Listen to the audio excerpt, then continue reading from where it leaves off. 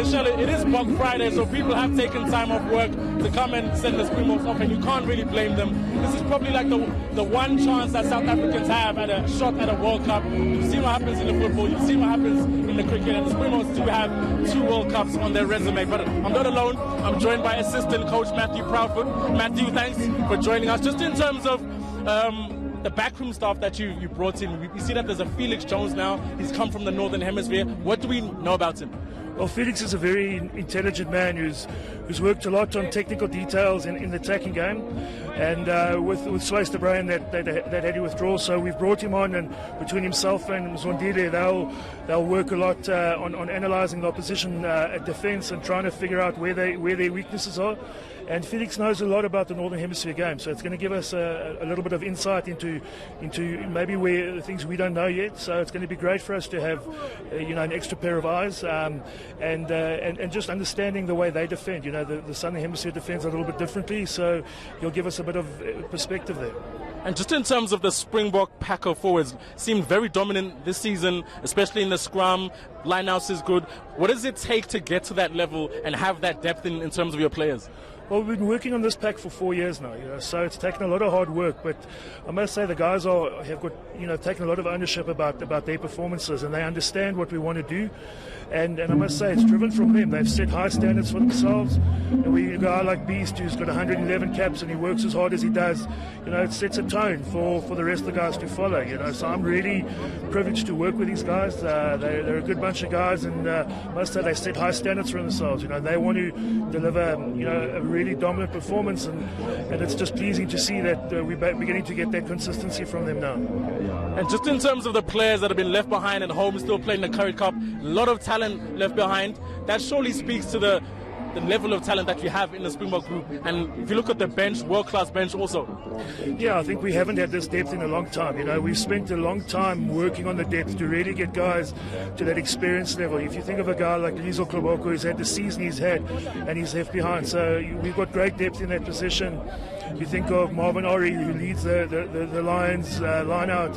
Reynard Elstead, Marcel, who got injured, great back row. So in depth, we've got a hell of a lot of depth in the group at the moment. And if we need those guys, we'll definitely be able to call on them. It'll be great that they'll be playing Currie Cup, and it'll be, game ready to play if we need them to come in.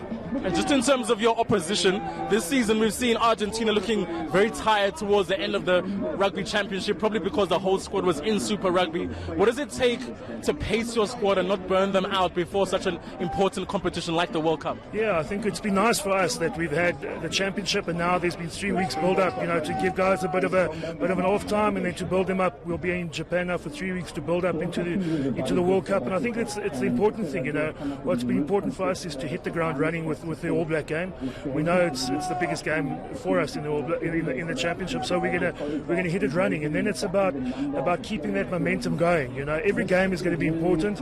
Once we go from that, the next big game is going to be Italy, so we've got to take it game for game, and by the time you hit the quarterfinals, it's basically a final every week. So we just want to get a momentum the first game and then keep it going from there. And judging by the talk that's coming out of New Zealand, the press, the camp, the public, it seems as if the Springboks are back. I don't even can say we're back, but it's going to be a competitive World Cup, and that's what we wanted to achieve. We wanted to achieve 31 guys that were ready to compete for the jersey and to perform in the jersey, and I think we've achieved that now that they're getting on the plane. And now that we're on the plane, it's about getting our performances for every game.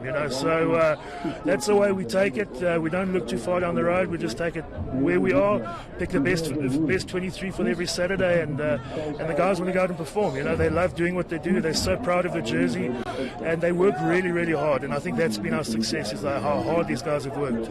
And just in terms of the Japanese conditions, the humidity, what are we expecting there?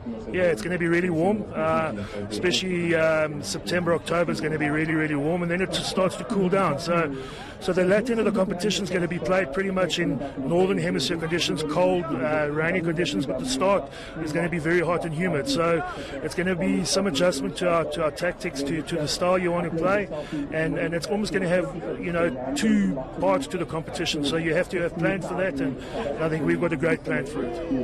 And if I can just throw in a controversial question here, what do you think of the World Rugby ranking system that has Wales at number 1? You're speaking to a forwards coach, mate.